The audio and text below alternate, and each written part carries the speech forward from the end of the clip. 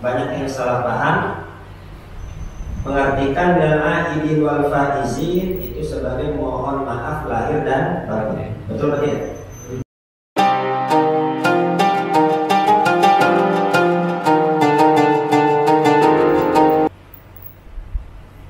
Bismillahirrahmanirrahim.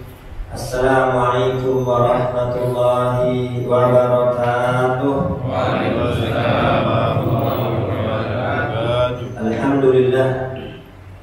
Alhamdulillahilladzi hadana li hada wa ma kunna linahtadiya laula an hadana Allah. Allahumma shalli ala sayyidina Muhammadin al-Fatih lima ughliqa wal khatimi lima sabaqa nasrul haqqi bil haqq wal hadi ila siratikal mustaqim wa ala alihi wa sahbihi haqqa qadrihi wa miqdarihi al-azim. Amma ba'du. Yang saya hormati para orang tua, para sesepuh, para asatidzah, Al-Mukarram Ketua RW 010 Bapak Mundir, Al-Mukarram Bapak Haji Fuad, Al-Mukarram Al-Ustaz Asma, Al-Mukarram Al-Ustaz Hasbullah, bil khusus yang kita hormati guru kita Al-Mukarram Al-Ustaz Dr. Andes Muhammad Sa'i. Kita doakan guru kita semoga Allah panjangkan umurnya, Allah sehatkan badannya, Allah kabulkan segala hajat-hajatnya. Dan kita semua yang hadir di majelis ini semoga kita semua mendapat ridha Allah, mendapat rahmat Allah, mengampuni segala dosa-dosa kita, mempermudah segala urusan kita, melancarkan rezeki kita, kedua orang tua kita, keluarga kita yang sudah wafat semoga diampuni dosa-dosanya, diterima amal solehnya, dijadikan kuburnya raudhah min riyadil jannah. Dan sedang sakit semoga diangkat segala penyakitnya, dan mengalami kesulitan semoga kesulitannya dimudahkan oleh Allah Subhanahu wa taala. Dan semoga dunia kita pada malam ini Allah catat sebagai amal soleh yang memudahkan kita untuk masuk ke dalam surga-Nya Allah. Amin. Allahumma amin. Alhamdulillah, Allah Subhanahu wa taala masih memanjangkan usia kita, menyehatkan badan kita, dan masih memberikan taufik hidayah serta maunah kepada kita sehingga kita dapat berkumpul kembali dalam majlis rutin kita setelah sebelumnya tawakufan sementara. Semoga nikmat iman, nikmat sehat walafiat, nikmat taufik hidayah terus menerus Allah berikan kepada kita hingga akhir usia kita wafat dalam keadaan husnul khatimah. Pada pembukaan majlis kali ini saya awali dengan mengucapkan minal aidin wal faizin taqabbalallahu minna wa minkum taqabbal ya karim.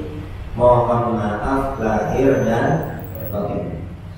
Ini sering saya sampaikan, akan tapi untuk mengingatkan karena ilmu agar melengkap harus terus-menerus diulang, dan sekaligus juga untuk memberitahu kepada yang belum tahu, karena masih saja banyak yang salah paham mengartikan minal aidin wal faizin itu sebagai mohon maaf lahir dan batin. Betul tidak? Banyak yang mengira minal aidin wal faizin artinya mohon maaf lahir batin, padahal artinya bukan. Itu adalah doa, itu adalah harapan kita semua kepada Allah Subhanahu wa taala. Minal aidin ini takdirnya ada kalimat yang dibuat, ja'alallahu wa iyyakum minal aidin wal faizin.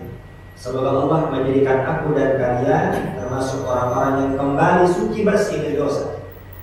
Semoga kita termasuk orang yang kembali suci bersih dari dosa. Wal faizin, sukses masuk ke dalam surga. Taqabbalallahu minna wa minkum taqabbal ya karim. Semoga Allah menerima amal ibadahku dan amal ibadah kalian sepanjang bulan suci Ramadan. Baru mohon maaf lahir dan batin.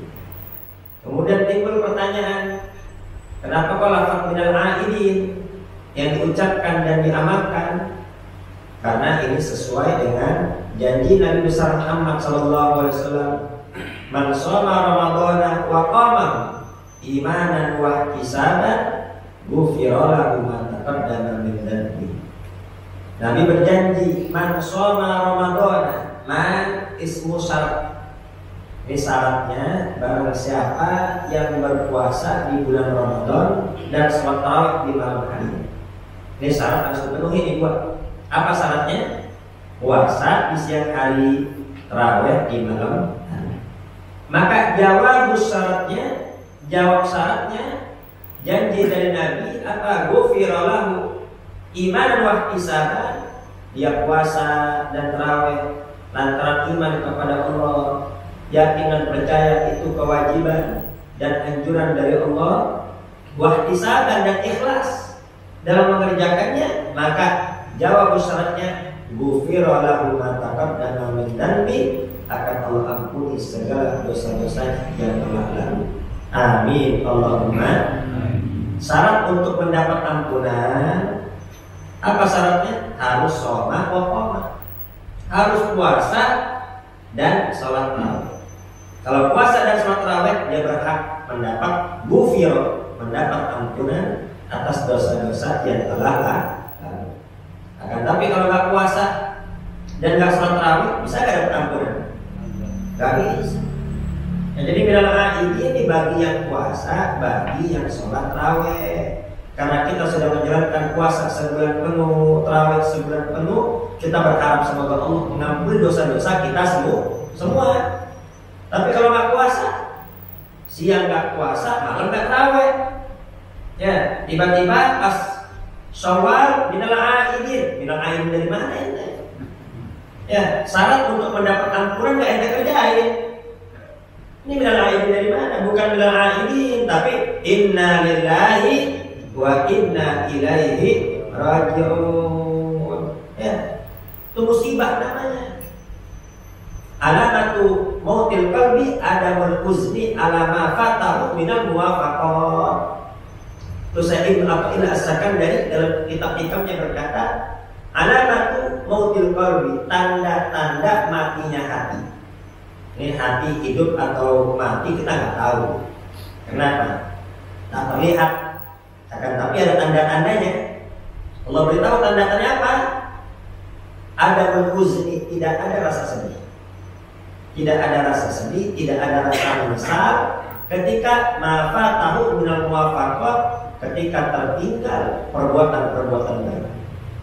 Dia nggak puasa di bulan Ramadan, dia nggak tarawih di malam harinya, nggak baca Quran, nggak iktikaf di masjid, nggak tahajud dan lain sebagainya, tapi nggak ada rasa sedih, nggak ada rasa sedih, nggak ada rasa risau, tidak ada rasa khawatir, tidak ada rasa takut kepada Allah. Itu tanda bahwasanya hatinya sudah mati rasa begitu.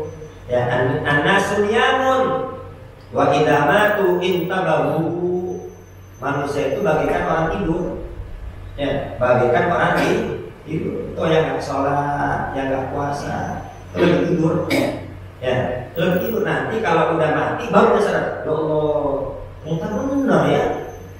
Ada surga, ada neraka, ada pahala, ada dosa, baru berasa itu penyesalan. Tapi sudah tidak berguna.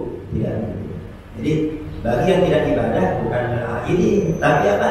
Inna lillahi wa inna ilaihi raji'un. Di saat orang-orang dapat taufik hidayah bisa ibadah, nanti nggak ibadah, itu musibah dari Allah Subhanahu wa Ta'ala. Tobat minta ampun kepada Allah, minta taufik hidayah. Wal faizin kita berharap semoga kita semua sukses. Ya, sukses masuk apa? Masuk ke dalam surga. Faman zuhziha 'anil nar wa udkhilal jannah faqad faza. Barang siapa yang dijauhkan dari azab api neraka dan dimasukkan ke dalam surga, maka dialah orang yang benar-benar sukses. Jadi orang yang benar-benar sukses bukan orang yang jabatannya paling tinggi. Orang yang benar-benar sukses bukan orang yang hartanya paling banyak. Orang yang benar-benar sukses bukan orang yang kekuasaannya paling luas. Orang yang benar-benar sukses bukan orang yang anak buahnya banyak. Orang yang benar-benar sukses bukan orang yang bintangnya 3 kemudian masuk penjara tidak. Tadi orang yang sukses adalah orang yang selamat dari azab api neraka dan masuk ke dalam surga. Apa artinya? Senang di dunia, bahagia di dunia, jabatan tinggi di dunia, kalau ujung-ujungnya masuk neraka, ya itu semua tiada berguna. Kita berharap Rabbana atina fid dunya hasanah wa fil akhirati hasanah wa qina adzabannar. Kita berharap kebaikan di dunia dan kebaikan di akhirat. Kebaikan di dunia, hasanah di dunia adalah ilmu wal amal, adalah bisa hadir di majelis ilmu dan bisa mengamalkan ilmu yang sudah diketahui. Itu hasanah di dunia. Ya. Adapun hasanah di akhirat masuk ke dalam surga, baru wakina ada. Semoga terbebas dari azab api. Taqabbalallahu minna wa minkum taqabbal. Ya karim, semoga Allah menerima ibadahku dan ibadah kalian. Kita berharap semoga puasa kita, tarawih kita, tilawatul Quran kita, sedekah kita, iktikaf kita sepanjang bulan suci Ramadan diterima oleh Allah Subhanahu wa Ta'ala. Ini jadi para salafus saleh kita itu 6 bulan sebelum datangnya Ramadan mereka berharap semoga nyampe di bulan Ramadan, minta panjang umur sampai di bulan Ramadan. Ya, Allahumma barik lana fi Rajab wa Sya'ban wa ballighna Ramadan. Minta agar umur sampai di bulan Ramadan. Kok Syawal nggak minta panjang umur? Ya, berarti Syawal nggak minta panjang umur. Artinya apa? Ya, kalau udah ibadah mendekatkan diri kepada Allah, dosa-dosa udah diampuni, wafat nggak apa-apa. Karena kita semua bakal kembali kepada Allah Subhanahu wa Ta'ala. Ya, jamaah kita satu lagi wafat, yaitu almarhum Bapak Sahroni, ya, yang setiap subuh seringkali sebelum adzan ya, beliau istiqomah membaca zikir, membaca bacaan untuk membangunkan kita semua, dan juga beliau istiqomah hadir dulu di Masjid Amin. Jadi sudah 2 jamaah rutin kita yang sudah wafat. Yang pertama almarhum Bapak Haji Amir, yang kedua Bapak almarhum Bapak Sahroni. Semoga keduanya wafat husnul khatimah, diterima seluruh amal ibadahnya, diampuni dosa-dosanya, dan jadikan kuburnya raudhah min riyadil. Ya, kalau wafat sebetulnya itu bukan perpisahan, ya, cuma perpisahan sementara saja. Jadi kalau kita semua sama-sama taat, itu hanya perpisahan sementara. Nanti ketemu lagi di akhirat kalau sama-sama taat. Tapi kalau orang tua taat, anak gak taat, anak taat, orang tua gak taat, ya udah ketika wafat itu perpisahan selama-lamanya. Kenapa? Karena satunya di surga, satunya di neraka. Jadi bagaimana agar kita semua ketemu dengan keluarga kita semua, dengan guru-guru kita, ya semua harus sama-sama taat kepada Allah Subhanahu wa Ta'ala. Semoga ibadah kita dikabul oleh Allah. Amin. Allahumma baru mohon maaf lahir dan batin. Hadirin yang dimuliakan Allah Subhanahu wa Ta'ala, saat ini ada upaya yang sangat kuat, yang sangat struktur untuk menjauhkan umat dari ulama dan dari habaib. Jadi hati-hati, ya, ada upaya yang sangat kuat untuk mengadu domba. NU dan Muhammadiyah sedang diadu domba. Kemudian sekarang habaib sama kiai juga diadu domba. Ya. Tujuannya apa? Agar umat nggak lagi percaya sama habaib, agar umat nggak lagi percaya sama kiai. Kalau umat udah nggak percaya sama habaib, umat udah nggak percaya sama kiai, umat udah nggak percaya sama ustaz, kalau udah percaya sama siapa lagi? Kalau udah begitu, agama ditinggal apa tidak? Ditinggal. Jadi kita jangan ikut-ikutan. Ya, kita harus cinta kepada para habaib. Kenapa? Karena para habaib cucu Nabi besar Muhammad SAW. Dan kita juga harus cinta kepada para kiai. Kenapa? Karena para kiai itu ahli warisnya Nabi besar Muhammad Sallallahu Alaihi Wasallam. Adapun ada kelompok yang benci habaib dan yang benci sama kiai, kita melepas tangan. Kita gak ikut-ikut. Hati-hati, jangan mau diadu domba. La yadkhulul jannah namam. Tidak akan masuk surga orang yang mengadu domba. Ini ada 2 orang teman kita akrab, kita adu dia, kita bikin fitnah, ya, kita adu biar musuhan. Apa kata Nabi? tidak akan masuk ke dalam surga. Apalagi yang diakui kelompok abaid sama kelompok yang korbannya nanti umat Islam. Jadi jaga persatuan ya. Jadi sekali lagi kita perkuat akidah kita perkuat kepercayaan kita, tetap kita pada barisannya abaid dan barisannya kiai agar kita selamat di dunia dan selamat di akhirat. Tadi guru kita menyampaikan ayat Al-Quran, yarfa'illahu alladziina aamanu minkum walladziina utul ilma darajat. Allah mengangkat derajat orang-orang beriman. Jadi orang yang punya iman diangkat derajatnya oleh Allah Subhanahu wa ta'ala. Dan alhamdulillah Allah anugerahkan kita semua iman. Semoga iman Islam ini tetap kokoh di hati kita hingga akhir usia kita. Kenapa? Karena iman ini tiket untuk masuk ke dalam surga. Tanpa iman kita semua tidak akan masuk ke dalam surga. Walladzina utul ilma darajat. Orang beriman diangkat derajatnya oleh Allah. Dan orang-orang yang memiliki ilmu diangkat lagi oleh Allah, melebihi orang-orang beriman yang tidak punya ilmu. Ya, derajat beberapa derajat, bukan derajat bukan, tapi beberapa derajat. Artinya apa? Dijelaskan dalam tafsir Sawi, derajat itu apa? Sab'u mi'ati derajat. Bandingannya orang beriman yang tidak punya ilmu dengan orang beriman yang punya ilmu itu bandingannya 700 derajat. Ya Allah. Nanti di surga itu bandingannya 700 derajat. Kira-kira sedikit apa jauh? Ya. Semoga dengan kita hadir di masjid ilmu, derajat kita diangkat oleh Allah Subhanahu wa ta'ala nanti di surga. Dan jelaskan oleh Imam Al-Ghazali, ya, wa baina kulli darajatain masiratu 500 am. Antara derajat yang satu ke derajat berikutnya itu perjalanan 500 tahun. Bayangin, ya, bandingannya 700 derajat. Antara derajat yang satu ke derajat berikutnya itu perjalanan 500 tahun. Ini dari sini kemana? Jalan 500 tahun. Nah, ini jauh sekali. Ya, artinya sangat jauh sekali. Makanya atwalun nasi nadamatan yaumal qiyamah rajulun amkanahu talabul ilmi fid dunya wa lam yatlubuhu. Ya. Atwalun nasi hasratan yaumal qiyamah. Orang yang paling menyesal nanti di hari kiamat. Jadi yang menyesal itu banyak. Tapi ada yang menyesalnya paling panjang, paling lama. Siapa?